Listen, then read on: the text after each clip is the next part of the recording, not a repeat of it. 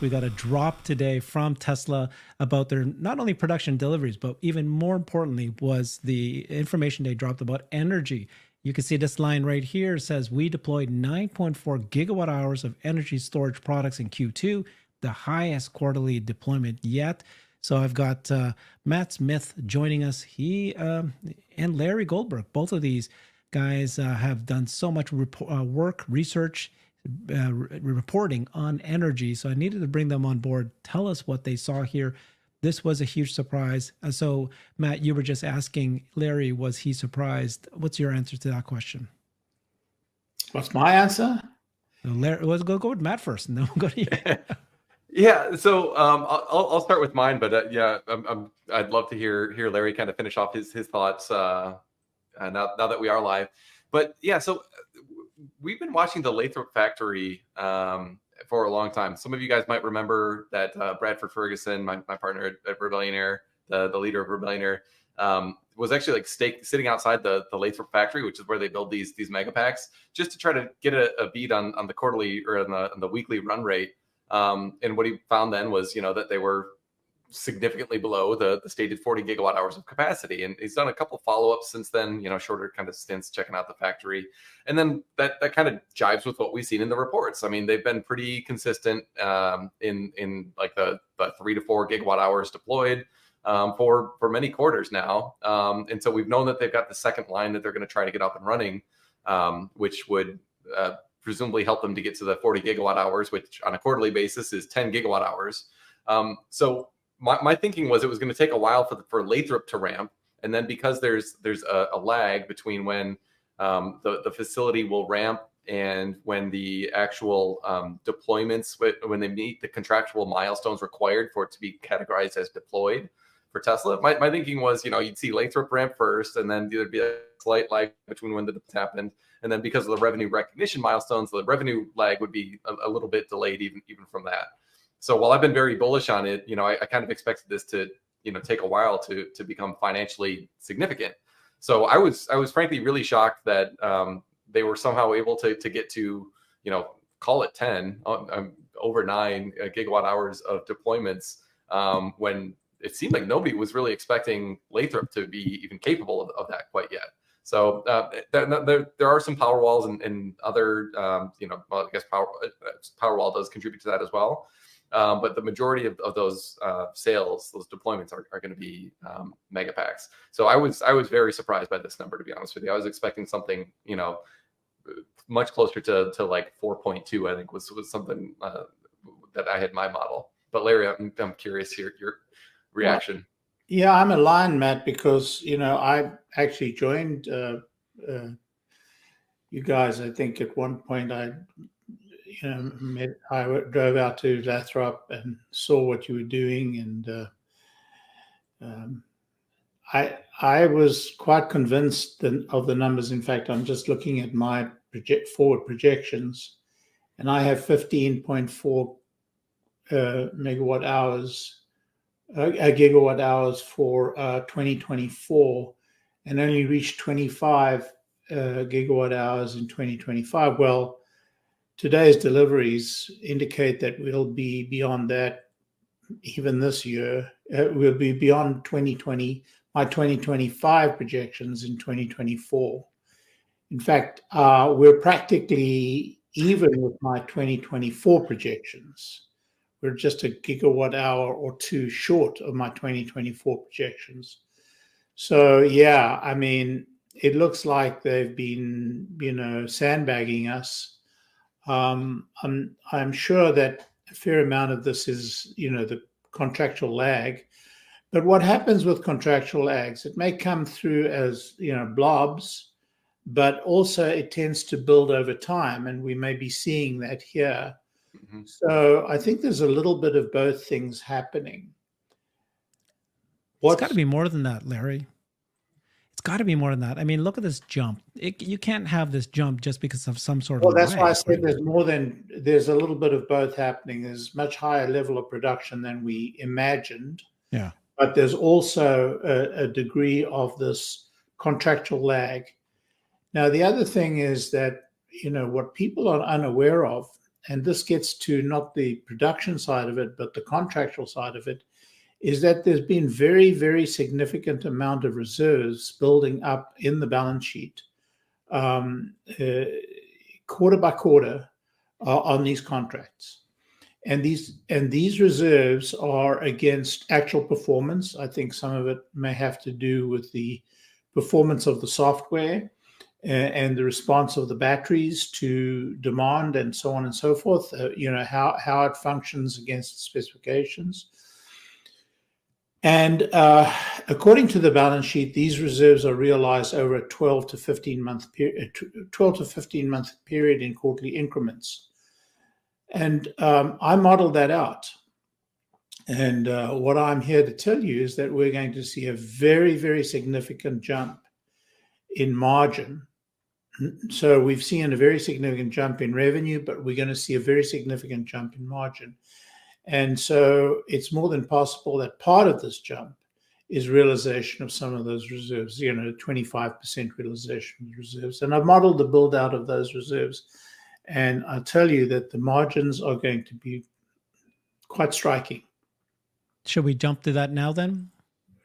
It's up to you what you want to show. But yeah, I showed the jump in margins in this 2024 year from, this very minimal margin of 19% up to 30% in this fiscal year.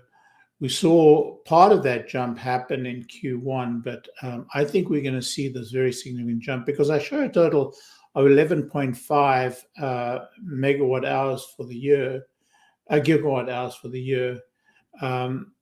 And, we are pumping at a hell of a rate.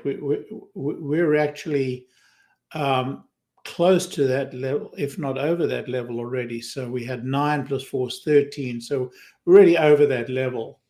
Now, I am looking at my projections, my updated projections, and I did have 15 gigawatt hours in my updated projections. And so, our net revenue, after we make reserves against that 15 million of 11 billion. So that's where that 11 billion comes from. So there's almost 4 billion of reserves building up in this period. At the same time, we're realizing reserves.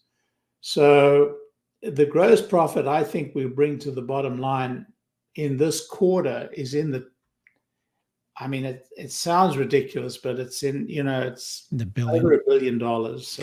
Except, sorry, but I'm just listening to Matt here. Matt told me, or you can see his note here. He says this: I've been following Megapack price cuts lately, but the current price is shockingly low. The pricing from the last April equates to 482 per kilowatt hour. The same project today is priced at just 266. So does that mean that there's going to be a cut in margins? I would also think hard about my assumed gross margin for Q2. What do you think, Matt? Yeah, so this is why I wanted to actually bring Larry on, because I know Larry's very kind of optimistic about this, and the revenue reserve is something well worth talking about in detail.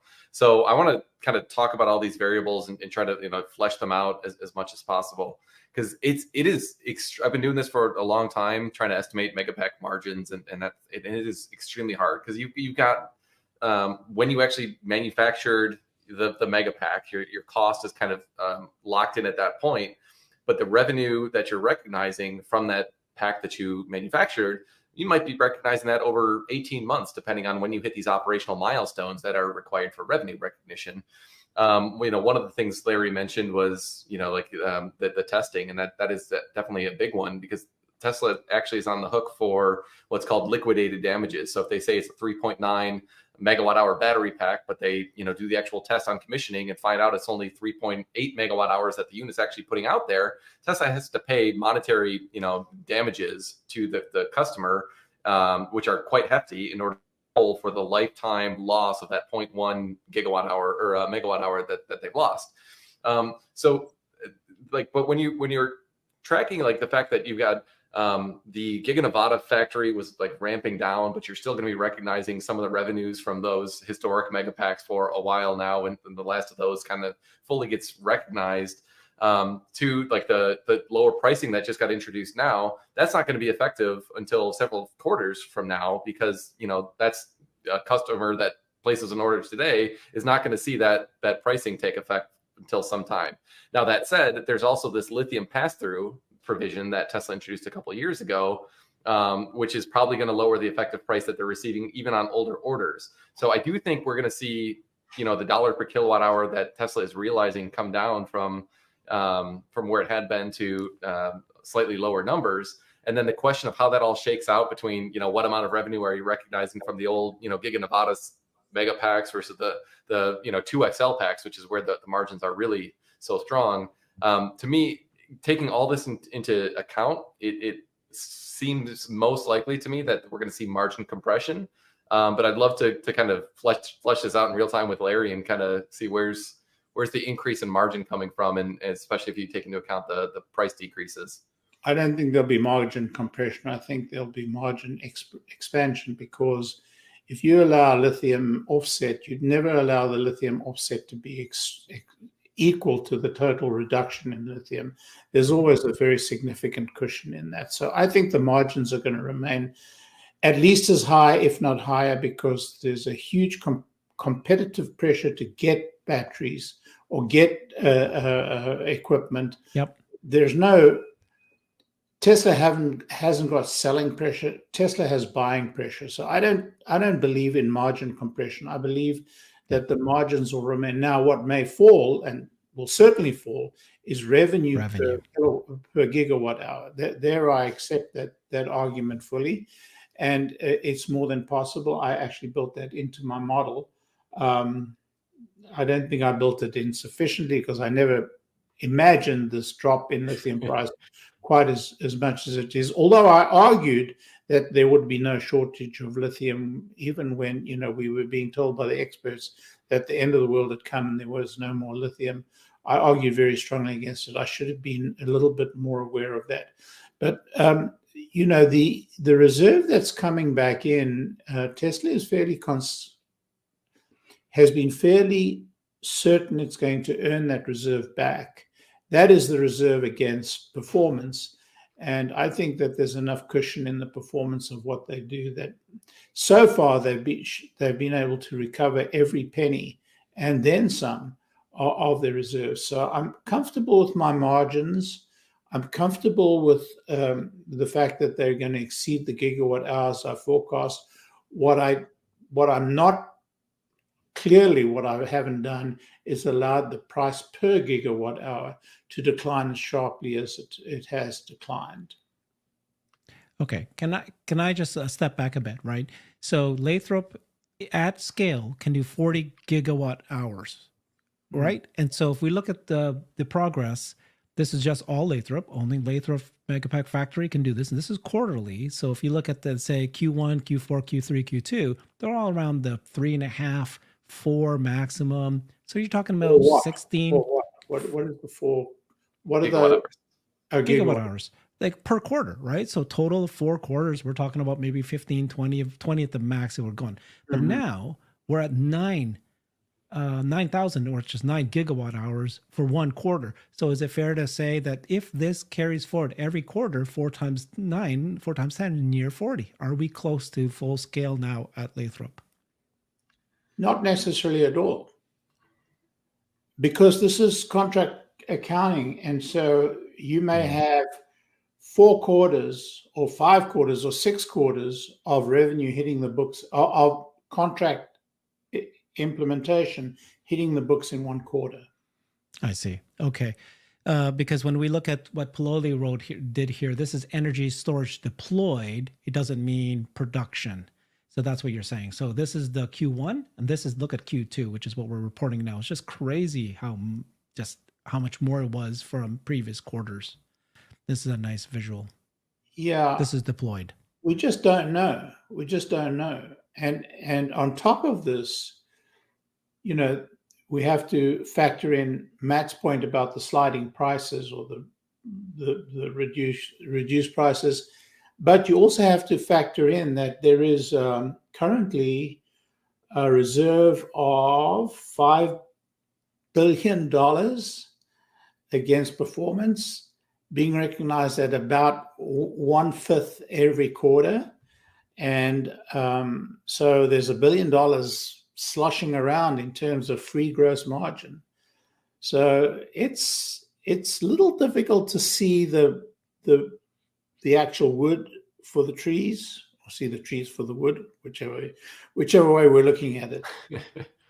So when you see meet Kevin say this, is this correct? Because it looks like he might be wrong. He said, first of all, 2.32 times the energy storage of Q2 versus Q1. Okay, that's correct. 9 point something versus 4.1. But then he said that if you use gross profit of Q1, 403 million, this means 935 million in gross profit bottom line. Is that the way to? I mean, it's a reasonable way to kind of. I do think it's a bit simplistic because you're not taking into account, pricing, like we said, and some other factors. But like that's roughly the order of magnitude that we're talking about here, which is pretty significant when you think about it. Because just do the math on this at a high level from a Tesla investor standpoint. So you're doing, let's call it $1 billion in gross profit per quarter. So that's $4 billion per year. If you take out a little bit for taxes and tax affect it, then you're basically doing $1 in earnings per share just on the back of Tesla energy, just on energy. Like today. Like that's pretty wild. Like when I went back to my model and was updating it for this, like when I just changed the gigawatt hour input alone, the impact to my quarterly earnings for Q2 was 15 cents, and I was like shocked at the magnitude of that. Now I think it's going to be slightly lower than that. I don't think it's going to be quite that drastic, but still, like I think it's at least 10 cents of like surprise. Call it surprise to the Q2 earnings. So this is very real, and it's going to grow. Like, and I'll just take one quick like caveat, and I want to come back to this and get Larry's perspective too. But you asked Herbert about like the should we expect 10 gigawatt hours as the new normal per quarter with Lathrop? And I agree with Larry. I don't think we've actually seen the evidence there that Lathrop is ramped, but it's going to be. And then Shanghai is coming online next year, and that's going to be another 40 gigawatt hours, and they're going to continue to ramp. And so we're going to be at this point probably by the end of next year, where I think you're talking about doing 20 gigawatt hours a quarter, and like that's a really big deal, and I don't think many analysts are taking this seriously. Can you